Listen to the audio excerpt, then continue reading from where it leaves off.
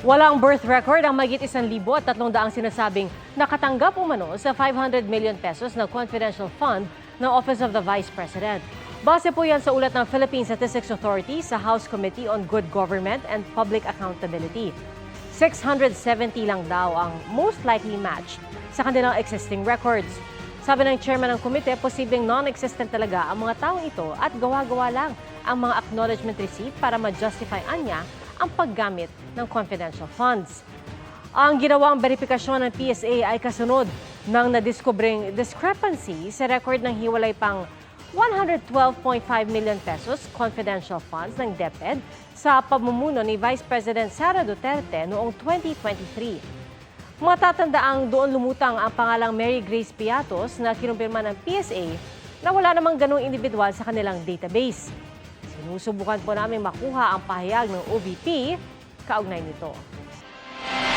Sa mga balak mag-Christmas shopping sa Taytay, Tiangge, ano-ano kaya mga mabibili sa 500 pesos?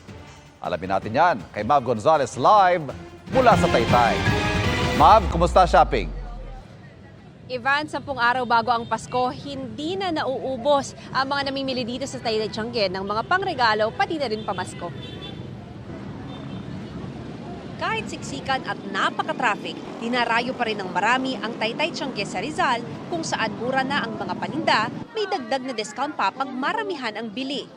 Matapos ang mahigit 1 oras na biyahe mula sa Metro Manila at 30 minutes sa paghahanap ng parking, nandito na kami sa Taytay, Tiangge at sisimulan na natin ang ating 500 peso challenge.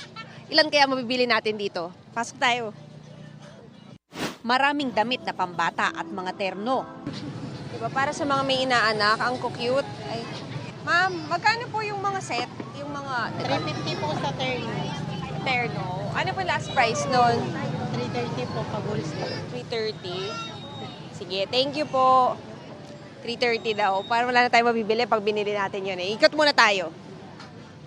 Magaganda po yan, ma'am. Overall, ma'am. May discount pag bibili ako. Kailangan lang pag nandito ka magaling ka box out. Kasi ang daming tao. Pero karamihan ng paninda rito, mga damit na pambabae. Yung mga uso sa mga babae, pero parang hindi pang regalo yung mabibili ko rito, parang pang atin lang to ah. Magkano po yung mga ganito, ma'am? 350 po. Ano ba last price? Sa wakas, may nakita kaming abot kaya pero cute na damit pambata. May mga laruan din. Dahil tabi-tabi ang mga tindahan, madali mamili, mapapambata man o pangmatanda. Ikaw na lang ang malulula sa rami ng pagpipilian. Ito na, yung last na bibili natin, sakto 150. Ayaw. Sa halagang 500 pesos, nakabili kami ng 2 set ng sandong pambata, 3 shorts na pang-summer na panlalaki, 3 usong crop tops sa pambabae, at 3 sleeveless top na pambabae na pwedeng pang-opisina o pang-Christmas party. Sulit na din po yung mas marami din. Maganda po kasi dito, tapos madaling mahal. Dito lang po kasi mura yung mga bilhin po. Kaya maramihan na po yung binili. Ano po yun, ma'am? Pang-regalo po ba yun? Pang family na regalo po.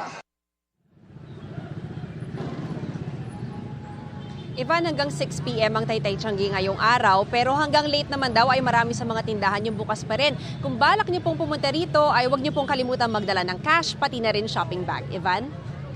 Ninang Mav Gonzalez, maraming salamat. Umaasa raw si U.S. Ambassador to the Philippines Mary Kay Carlson na patuloy na magiging maganda ang ugnayan ng Pilipinas at Amerika sa susunod na taon. Sinabi niya sa kanyang pagdalo sa Consular Ball ng Consular Corps of the Philippines sa Makati City, kung saan 700 miyembro ng diplomatic community ang nagtipon-tipon. Layo ng event na palakasin ang ugnayan at kooperasyon ng iba't ibang bansa. Pinarangalan ng Association of Veterinary and Agri-Quality Assurance Laboratories Philippines Incorporated o AVACAL ang 6 na individual na may mahalagang kontribusyon sa industriya ng agrikultura sa bansa para matiyak na ligtas at dekalidad ang ating mga kinakain.